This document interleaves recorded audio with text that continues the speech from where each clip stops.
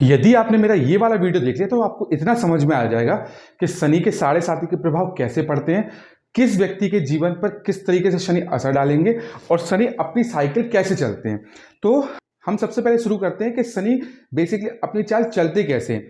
जब भी कुंडली में शनि जिस भी भाव में बैठते हैं वहां से हर 2.5 साल में अपनी चाल में परिवर्तन करते हैं और पूरा एक चक्कर लगाने में शनि को 30 साल लगता है। तो मान लीजिए शनि यदि प्रथम भाव में बैठे हैं फॉर एग्जाम्पल और वो दूसरे भाव में जा रहे हैं तो दूसरे भाव में जाने में उनको लगभग 2.5 साल लगेगा। तो अपन अब बात करते हैं शनि के साढ़े साथी की कि शनि के साढ़े साथी का प्रभाव कैसे पता चलता है और किस व्यक्ति को शनि के साढ़े साथी का अच्छा प्रभाव मिलेगा या बुरा प्रभाव मिलेगा या सम प्रभाव मिलेगा, वो अपन कुंडली में समझते हैं। तो इस समय शनि कुंभ राशि पर विराजमान है। अब कुंभ राशि अर्थात 11वीं राशि में बैठे हुए हैं। तो शनि जब भी जिस भी राशि में बैठते हैं उससे एक पिछली राशि में और एक अगली राशि में अपने प्रभाव डालते हैं। तो यहां पर शनि जैसे कुंभ राशि में बैठे हैं तो कुंभ से एक पिछली राशि हो गई मकर राशि जो 10वीं राशि कहलाती है और अगली राशि होगी 12वीं अर्थात अगली राशि हो गई मीन राशि अर्थात 12वीं राशि जहां पर शनि का प्रभाव देखने को मिलेगा। पर 29 मार्च, ये मैं बात कर रहा हूं 29 मार्च के पहले की, जैसे आज दिनांक है 26 मार्च 2025। अब 29 मार्च 2025 में शनि अपनी राशि परिवर्तन कर रहे हैं। अब राशि परिवर्तन कैसे कर रहे हैं मैं आपको समझाता हूं कि शनि चूंकि अभी जो 11 अंक पर बैठे थे, मान लीजिए शनि यहां पर बैठे थे तो वो यहां से चलकर 12वें अंक पर आ रहे हैं अर्थात मीन राशि पर आ रहे हैं। जब भी शनि मीन राशि पर आएंगे तो शनि की जो पिछली राशि होगी उस पर अंतिम चरण शुरू हो जाएगा और जो अगली राशि होगी उस पर प्रथम चरण शुरू हो जाएगा और जिस राशि पर शनि स्वयं विराजमान है उस पर शनि का दूसरा चरण शुरू होता है। अब शनि जैसे मीन राशि पर बैठे हुए हैं तो मीन राशि पर शनि का दूसरा चरण शुरू हो गया और मेष राशि पर, क्योंकि शनि की जस्ट अगली वाली राशि मेष राशि है और चूंकि मैंने बताया था कि शनि जिस भी भाव में बैठते हैं या जिस भी राशि में बैठते हैं उससे एक अगली और एक पिछली राशि पर अपना फल देते हैं। तो यहां पर शनि जैसे मीन राशि में बैठ गए हैं तो मेष राशि पर भी शनि के साढ़े साथी का प्रभाव देखने को मिल रहा है और प्रथम चरण मिल रहा है और 11वीं राशि अर्थात कुंभ राशि पर भी शनि का प्रभाव देखने को मिल रहा है जो आखिरी चरण होगा। अब हम बात करते हैं कि शनि राशि परिवर्तन कर रहे हैं पर व्यक्ति को कैसे पता चलेगा कि शनि उनको अच्छा फल देंगे बुरा फल देंगे, तो उस पर एक बात चर्चा कर लेते हैं। तो देखिए शनि बेसिकली न्यायप्रिय देवता है। शनि जब भी कोई किसी भी व्यक्ति के जीवन में आते हैं वो न्याय से संबंधित उसको फल देते हैं। मतलब ऐसा नहीं है कि कोई बहुत अच्छे ही फल मिल रहे हैं किसी को बहुत बुरे ही फल मिल रहे हैं, डिपेंड करता है कि कुंडली में शनि की स्थिति कैसी है और उसके कहीं ना कहीं कर्म कैसे हैं।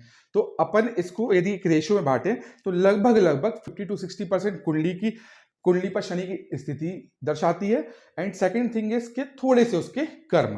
तो मान लीजिए अपन ऐसे नॉर्मली शुरू करते हैं कि शनि यदि कुंडली के अष्टम भाव में बैठे हैं, मान लीजिए शनि कुंडली के 10वें भाव में बैठे हैं एवं शनि कुंडली के 12वें भाव में बैठे हैं, यदि इन भाव पर शनि कुंडली में बैठे हैं तो देखा गया है कि ऐसे व्यक्तियों के जीवन में शनि के साढ़े साथी के प्रभाव कम देखने को मिलते हैं।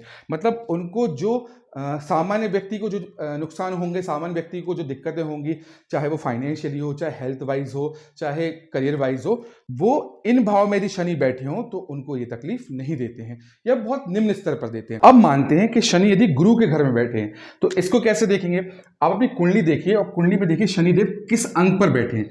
यदि शनिदेव 12 अंक पर बैठे हों या 9 अंक पर बैठे हों, किसी भी 2 अंक में से एक अंक पर शनिदेव बैठे हों अर्थात 9वीं राशि होती है धनु और 12वीं राशि होती है मीन, तो भी देखा गया है कि ऐसे व्यक्तियों को शनि के जो साढ़े साथी का या ढैया का प्रभाव है वो देखने को नहीं मिलता है। गुरु ही एक ऐसे ग्रह हैं वो जिस भी भाव में बैठ जाएं, जिस भी ग्रह पर दृष्टि डाल लें या जो भी उनके घर में बैठ जाए वो उनके दुष्प्रभाव से बच जाते हैं। तो कुंडली में 12वीं राशि हो गई, 9वीं राशि हो गई।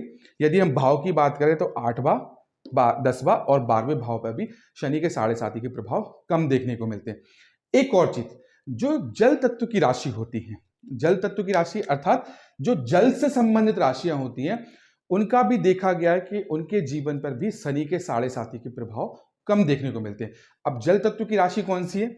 जल तत्व की राशि है चौथी राशि, चौथी राशि है, 8वीं राशि है और 12वीं राशि है।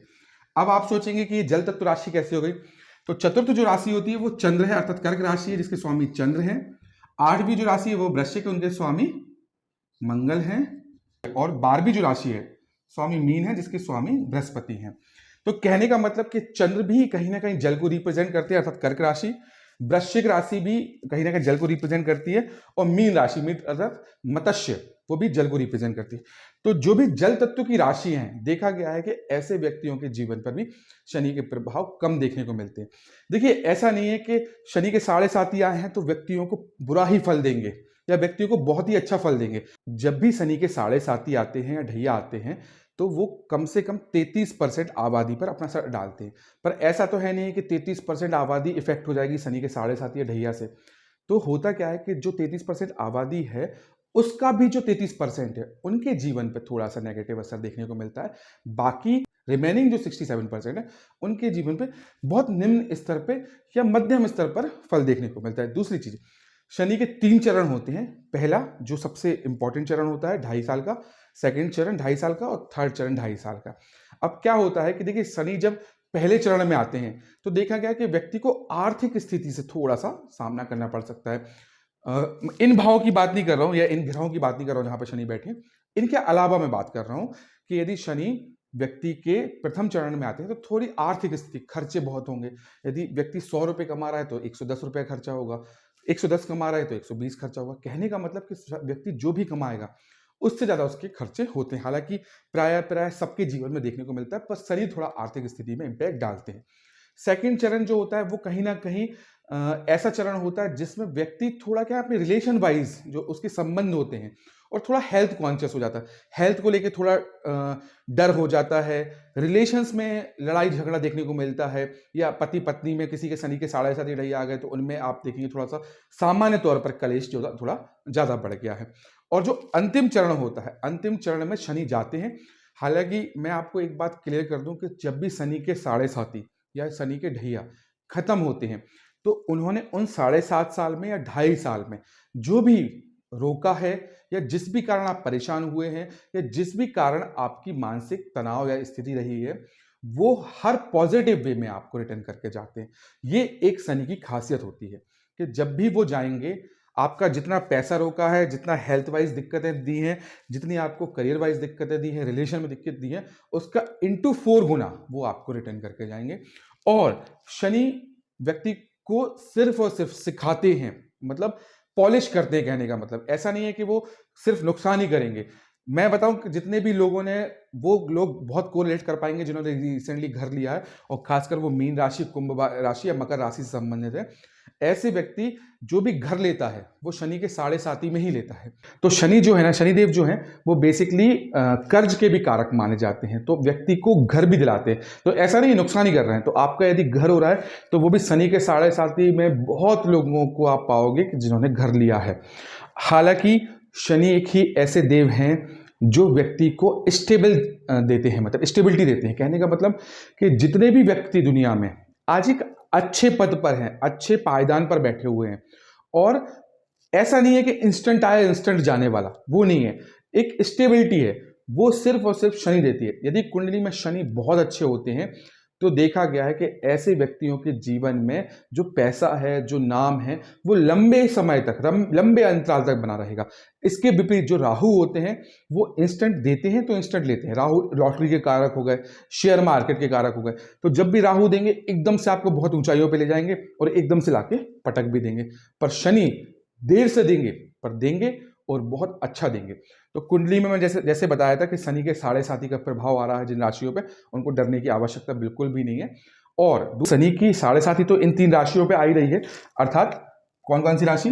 मीन जिसपे दूसरा चरण है, मेष जिसपे पहला चरण है, और कुंभ जिसपे तीसरा अर्थात अंतिम चरण है।